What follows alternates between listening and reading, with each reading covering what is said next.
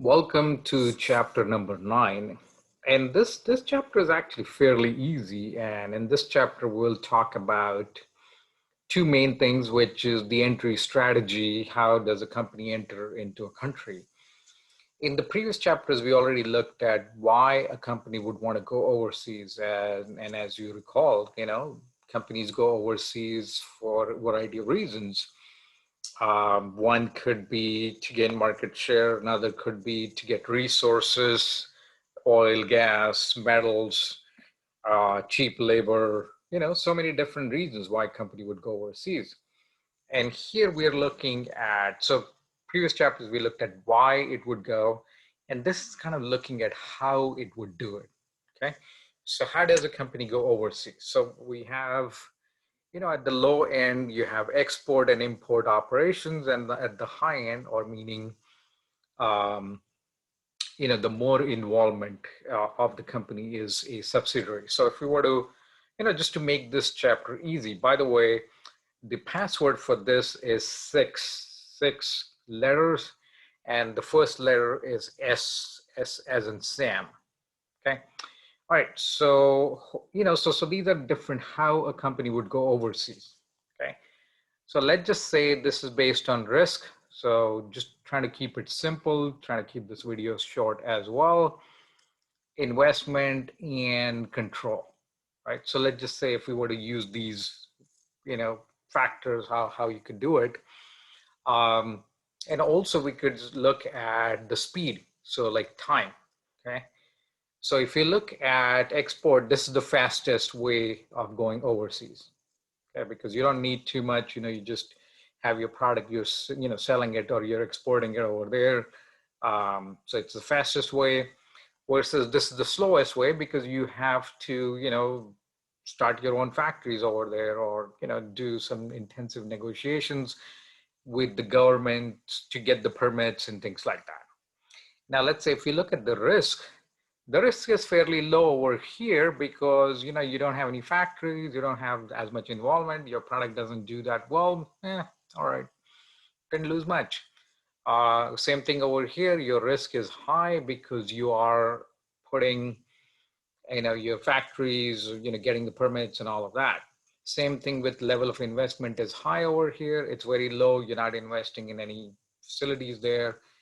But on the other side, the control is high, meaning you have complete control over the operation, versus you don't have as much control. So looking at all of these things, so let's take these one entry mode at a time. Export and import, this is good for a company that's a small company and is not sure about how the products are going to do. So either it's a small company or they're not too sure about the foreign market, so they can start off by exporting. As I mentioned, it's fast. There is less risk, less investment involved, but you do have and you don't have any control because you're exporting your products. So anybody could copy it. There could be counterfeits made, and you could lose out on the market share. Okay. Franchising is McDonald's, KFC, things like that. So the advantage is you don't have to invest as much because in a franchise, the person who wants your franchise is going to pay you money. And so you don't have to invest in land, building, things like that. The person is actually going to, whoever wants a franchise is going to pay.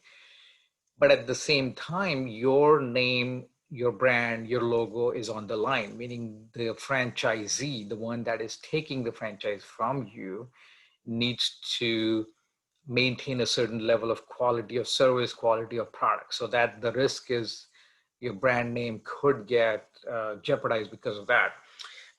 Even like domestic operations, you probably have heard of these things where somebody found something, and let's say it was in Wendy's. I think they found a rat's paw or something, or somebody's cut finger, or I don't exactly remember. But then Wendy's had to give out, has started giving out free Frosties to improve their image because your image gets tarnished, and then you have to do certain things. So franchise, that's the problem. The investment is low. but the investment is high in terms of you have to train the franchisees. But the investment is low in terms of you don't have to buy the land, you don't have to actually, control the things. So that's the advantage and disadvantage. Licensing is, you have products, you have patents on them, you have copyrights on them, you could give somebody those things. It's good for a smaller firm because under licensing, you don't need to have the resources to start a factory or to start some kind of an operation. Somebody else would do it. But the flip side to that is somebody could, say, could misrepresent, could, say we're making 1,000 products and they could be making 100,000 products. So they're giving you royalty or the, fees for a lower amount, or they could misuse it. They could you take your licenses, copyrights, and start making their own products and not give you royalty. So that's the risk with that. Alliance and joint venture is sometimes companies go into alliance and joint venture because that is the only option, meaning there are governmental restrictions. Like as we discussed in the previous chapter, certain countries, India, China, they don't allow, or they have restrictions on what kind of operations a foreign company can conduct, and many a times they have to get local partner. Or you go into a situation where you don't have too much understanding of the local market, so you would form an alliance joint venture. So the advantage is you're getting a partner that has an understanding of the local market. So if it works out, your risk is reduced because they know how to do things. By the way, the second letter for the password is P. P as in Paul, P as in Peter. Okay. So in the alliance, the advantage is you're getting a partner that actually knows the lay of the land, so as to speak. It knows the market, knows how to maneuver the government policies, things like that. And the disadvantage could be that the local partner, maybe just for name's sake, they may not hold their end of the bargain, meaning they may not contribute much, but you still have to pay them. Okay. Let's talk about mergers and acquisition. Mergers and acquisition, it's a faster way to get into the market. You don't have to start from the ground up. It's already a company, you could just buy them. But the problem is, if you look at the mergers and acquisition, the success rate is really, really low.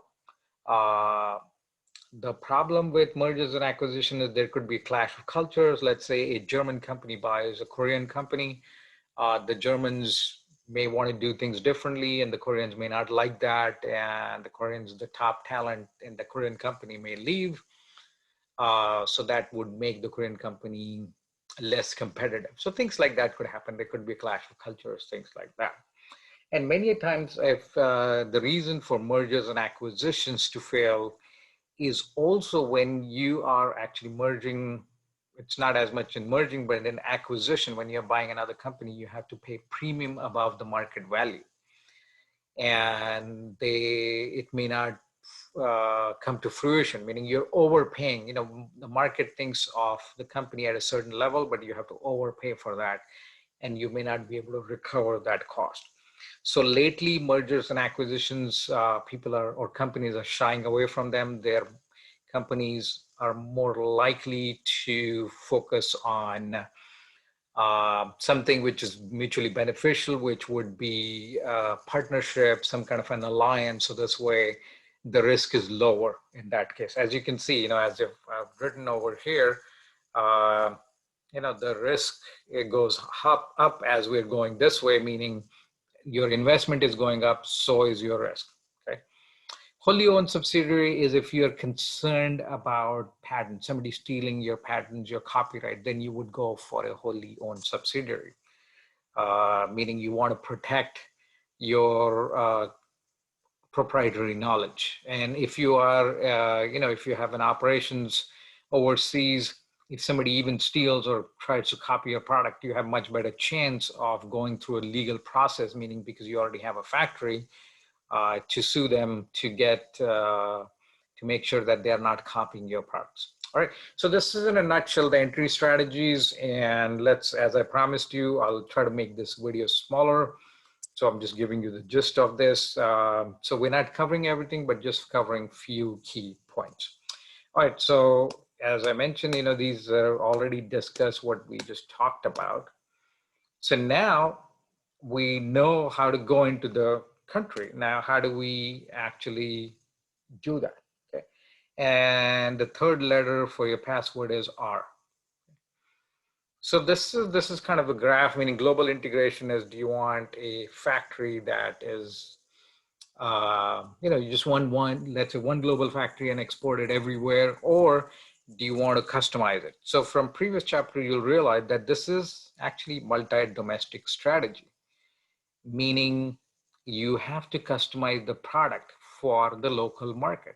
So clothing, food usually falls into this category because people's tastes are very different. Some people like, certain kinds of food. Some people like different kinds of food, like spicy food versus bland food versus sweet versus sour, different kinds of things. So this is the multi-domestic strategy, by the way, this part over here.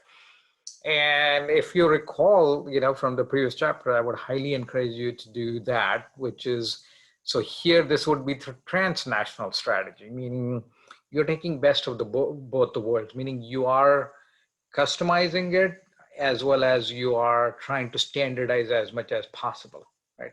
So think of this as the more you customize it, the less standard it is, okay? And the more it is customized, the less you can produce it at a mass scale because you have to customize it, right? But over here, since there is not much customization, you can just have one factory that could produce everything for the world. By the way, cement is not actually a good product because of transportation cost. So that's why, cement has to be produced. Plus, it has limited shelf life because of moisture. It could go bad and all of those things. So even though it doesn't have to be customized, but it's less likely that you're going to have big global factories. Okay, so think about what these two quadrants are. Go just to the previous chapter, you'll see. So as you can see, computers, consumer electronics, they all fall over here, meaning you don't have to customize them that much. Like if you see the laptop or desktop in US versus in India, China, it's customized, but not that much, meaning the language could be different, the keyboard could be slightly different, software could be slightly different, but not by much. So most of it is standardized, okay? So that's how a company can organize, meaning, how do you want factories everywhere because of this multi-domestic thing, or can you have a global factory, which would be over here? Okay. So how does this start? And by the way, I'll give you a Jinja skill, which is kind of closely related to this. And the third letter is number one. Sorry, the fourth one is number one. Fourth one is not a letter, but it's a number, okay? So remember, the first letter starts with a capital S. The rest of them are all lowercase. The first one is capital S, and this one is number one. Okay, this is the fourth letter. So, the company kind of goes in, like starts off, maybe the company starts exporting. So what they have is an international division. Actually, even before that, when they start exporting, they could have one person. Let's say US is exporting to, China. So there is somebody at US office and that person takes care of that. And as the operation grows, they could have a few people in China. And as the operation grows, they could even start manufacturing things in China, okay? And eventually they could even start exporting from China to US. So that's kind of like the cycle that a company could go through or a product could go through. So the divisions could be based on, the structure could be based on, like initially you just have a small office, then you could have an international division structure, meaning an Asia Pacific division, Europe division, things like that. Or it could be based on products, like, consumer electronics product, there's a division. So all over the world, all those, whether it's manufactured in Asia or Europe, they all, if, consumer electronics products, those would be under one division. Another division could be based on, let's say, computers, electronics, computers related, that could be another division. There could be another division related to appliances, things like that, okay? And then there could be another based on functions. So let's say you're just mining a mining operation in Nigeria, oil or anything that you're mining, or mining copper from Peru. So that it's based on function. So what operation it's being performed. So all the operations all over the world would fall under that because it's based on function. So you could have an accounting in the US, finance in the US, mining operations in, let's say, Peru, Nigeria, things like that. They could be all under one division. Or you could have a mix of both, meaning it could be based on teams, could be based on products, could be based on a particular area, or different things. And translational network structures, where it's a mixed combination, so it is based on projects, teams, things like that. Right, so this is kind of, it's in the pictures, international operations, and a whole bunch of countries under here. And then you have the international division. And again, you got all the different ones over here. So, the global product division, this is based on different products, product A, B, C, global area division. So that is area A, B, C, things like that. Based on a function, what are you doing? Production, marketing, finance, right? And then there could be mixed structures, or based on what makes sense. If there are lots of different accounting standards, you would want an accounting office in the country where things are different. And basically, in a multi-domestic organization, meaning you are customizing the product a lot for the local market, then you may want to, you could have a multinational matrix structure there. Okay. So this is an example of Philips. As you can see, they got so many offices all over the place. By the way, when you get a chance, so the next letter is N, N as in Nancy, okay? N as in Netherlands too, N as in New York. I know this N kind of looks like an R, so. So by the way, go through the book. It talks about how Airbnb started operating in Cuba, China. That's a good read too. And another one is about, Coca-Cola. Those are pretty good. So read that. The book has really good examples. By the way, the ginger skill I was talking about is kind of how do, you observe, again, it's a bad example, but the reason I'm giving you that example is it would be easier for you to kind of, remember it, okay? See, sometimes you want examples that you can remember rather than whether it's good or bad. So think about a dog. What does it do? If you, if you have a dog that you want the dog to catch a bird, what does the dog do? It just wiggle, just starts barking and run towards the pigeon or the bird runs away. But have you ever seen a cat? How does it do? Cat is like very, it doesn't make any sound. It's very stealthy. It just goes slowly and then boom, the pigeon doesn't even know it's dead. So what's the ginger skill here?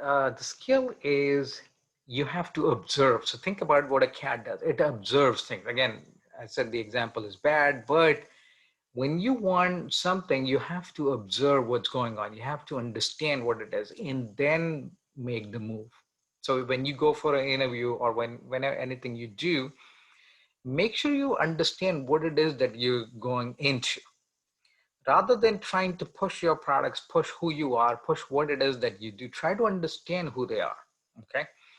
And see if it is a good fit. And here's a good tip for your interviews, or many of you are probably going to be in the job market, or if you want a raise. See, most of the people go into an interview thinking that, oh, I should get the job, and God, please help me, get the job, and please make them love me, all those things. What if you go in the interview thinking that, hey, let me see if that's the company I want to work for. Okay, so it's not just them screening you, you screen them too. But you could be saying, Dr. Poor, that's easy if, if I had a job, but, I got to get any job. I understand that. So maybe for your first job, you could do that. And you will get a lot more confidence for the second job because you already have a first job. Okay. So first job, okay, maybe you won't be able to do it, but even for your first job, start doing that. And also, here's another thing. Imagine all these big NFL players, basketball players. Do they like, just sleep all throughout the year, and whenever there's competition, they just get up and start hoping that they would perform? How terrible would their performance be? But they're practicing all year long for the big match. They're not like sleeping. I mean, they are, of course, but they're not relaxing. They are practicing for the entire year, entire season, whatever it is. So same thing, if you go to a job interview and expect that you will ace it without any preparation, without any practice, I mean, you're kidding yourself. So talk to friends and family, maybe practice with them, or just whenever you see a help wanted sign, even if you're not even qualified for that, just go over there, use it as a practice. All right. Or maybe, who knows, maybe you like that job. So instead of going into something as to please hire me, please promote me, please buy from me, think about, is this a good fit?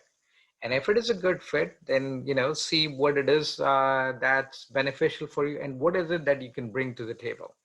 So start acquiring the skills that would make you valuable, that will also increase or boost your confidence. All right, so this is so the try to make this video short, because I want to help you um, understand the concept, and the rest of the things you could go through yourself. And this is just going through different kinds of organization. Okay, so there is another form, by the way. Let me give you the last letter in a second. Formalization, organizational characteristic. Formalization is just how many um, processes, codified process do you have? Do you have like a proper employee handbook? Do you have proper job description? Do you have proper,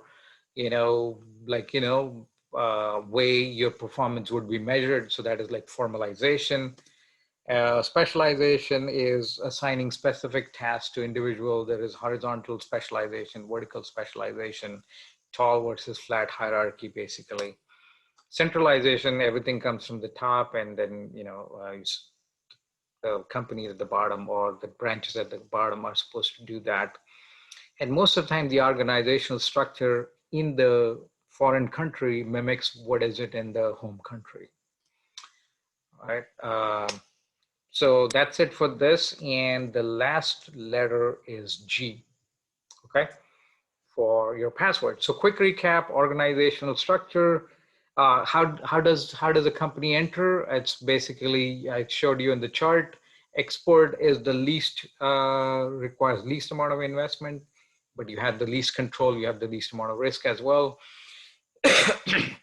And wholly owned subsidiary, meaning you having your own factory over there, your own offices, that requires the most amount of investment. Sorry. At the same time, you have the most amount of control over the operation. And the way you go into the country, start your operation, is either you could start off, small, start off with export office, international division, then move on to product division, area division, things like that. And then moving on to how do you control the foreign entity? So do you have like formal process procedures? Is it based on specialization, or is it centralization, everything coming from the top? All right. So thank you for watching this, and I'll see you in future videos. All right.